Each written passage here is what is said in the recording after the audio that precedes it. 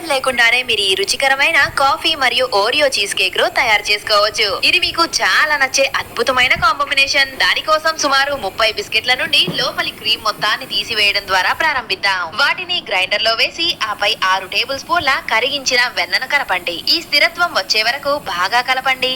మనం ఉపయోగించే అచ్చుకు కొద్దిగా నూనెతో బాగా గ్రీజు రాయడం చాలా ముఖ్యం. ఆ తర్వాత బిస్కెట్ ను వేసి అది గట్టిగా అయ్యే వరకు నొక్కండి. దానిని 30 నిమిషాల పాటు ఫ్రీజర్ లో ఉంచండి. మరియు ఈలోగా ఒక గిన్నెలో బిస్కెట్ నుండి తీసిన క్రీమ్ మొత్తాన్ని వేయండి. మరియు ఒకేసారి 2 చీజ్ క్రీమ్ బార్లను అంటే 16 ఔన్సులను కలపండి. నేను దానిని చివర్లో కలిపాను, కానీ ఇదే సరైన సమయం.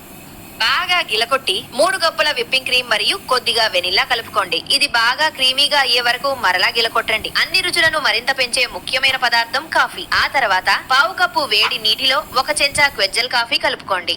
చూడండి, ఇక్కడ యునైటెడ్ స్టేట్స్ లో నివసించే ప్రజలందరికీ ఈ రుచికరమైన కాఫీని మళ్ళీ రుచి చూడాలనుకుంటే ఇప్పుడు మీరు దానిని కొనుగోలు చేయవచ్చు. కాబట్టి పేజీ లింక్ ను వీడియో వివరంలో ఇస్తున్నారు. దీనికి కాఫీని మరియు నలిపిన బిస్కెట్ ను కలుపుతారు. తద్వారా ఇది కొద్దిగా తీపిని పొందుతుంది. కానీ ఇది కొంచెం ఎక్కువ శక్తివంతంగా ఉండాలని మీరు కోరుకుంటే అప్పుడు మీరు కొద్దిగా చక్కెర లేదా కండెన్స్డ్ మిల్క్ కలుపుతారు.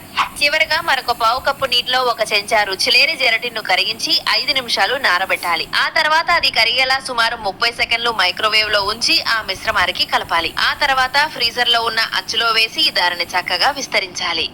ఇప్పుడు మనం దీన్ని రాత్రంతా ఫ్రిడ్జ్ లో కింది భాగంలో ఉంచుతాము. మరుసటి రోజు మీరు దీన్ని అలంకరించాలి. దానికోసం మీరు చాక్లెట్ కరిగించి దానికి 3 చెంచాల పాలు కలిపి ఈ స్థిరత్వం వచ్చేలా బాగా కలిపి ఈ విధంగా వేయండి. దీన్ని బాగా విస్తరించండి. 2 నిమిషాల తర్వాత అచ్చు నుండి తీయండి. అప్పుడు అది సిద్ధంగా ఉంటుంది. కానీ మీరు దీన్ని ఇంకా అలంకరించాలనుకుంటే మీకు తోచినట్లుగా అలంకరించండి. రెసిపీ మీకు ఎలా అనిపించిందో నాకు తెలియచేయండి. మరియు ఈ వీడియోను సేవ్ చేసుకోవడం లేదా మీకు దీన్ని తయారు చేసి పెట్టాల్సిన వ్యక్తికి పంపడం మర్చిపోవద్దు.